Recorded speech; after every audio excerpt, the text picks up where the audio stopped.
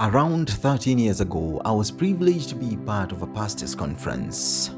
This conference was fully funded by a foreign church from the United States of America, to be specific, Arizona State. I won't mention the name of the church, neither the lead pastor who taught everything in that conference. The information was rich enough to change things. There was bountiful lessons to take away home for improvement. I didn't go there as a pastor, but as a musician. I ended up enjoying all the benefits in that conference. There were over 200 pastors from Kajiado North constituency. Remember, everything was catered for 100%. The transport was refunded to you in cash. All the meals were catered for, they were provided. If you came hungry, you went out full. If you didn't come with a pen, if you didn't come with something to write on, everything was provided. They also provided the handouts to cross-check the notes being taught by the pastor. Why I remember this specific conference is not because of the benefits, but one lesson that I took away up to today is still in the shelves of my memory.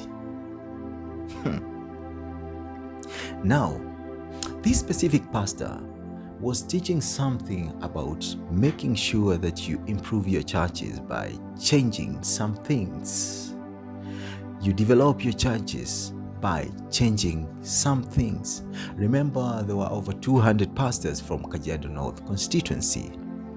He told them, or he taught them, that the difference between a big church and a small church is how fast you solve your problems. He continued by explaining what a big church and a small church meant in that lesson.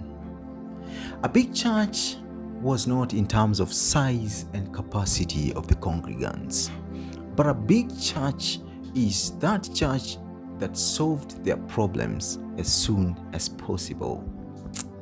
The small church was that church that solved their problems by procrastination. Slowly by slowly, to some point they ended up not solving their problems. That specific lesson was not in the handout, but it took someone here to be present. It took concentration for you to understand what he taught. There were many things in the handout. There were philosophy about Marxism. I don't remember, but I went through all these because we were just behind the tent because we were not the main guests, but we were learning from a distance. But I understand why many churches up to today are struggling to further their development, to better their systems up to today, because of how slowly they have been solving their problems. Remember, this is Africa, and many things are politicized in almost every institution. Church is not exceptional. The politics that are entertained in the church makes it harder for people to sort out issues. Sorting out issues is basically solving problems.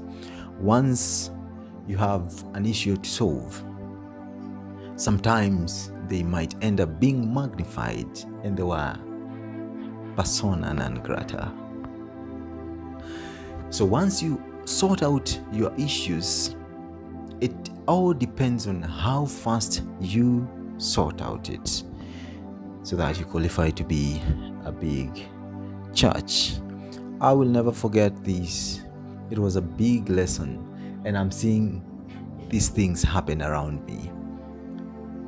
Churches do not want to sort out small issues that can be magnified to become mountains, that they end up accumulating in a way that they can no longer be solved.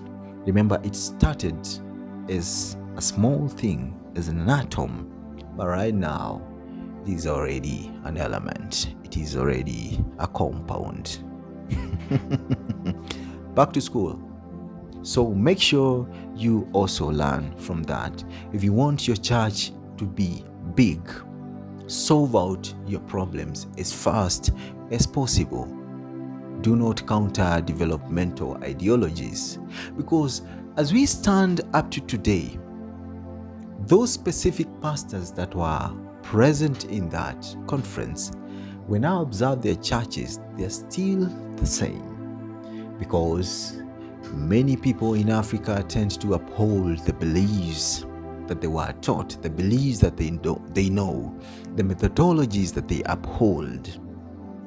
But they tend to shun off from the new teachings. I don't know what they thought of this teaching, but up to today, they are still struggling. Why? Because they don't sort out their problems fast enough to get to the next level. Adios.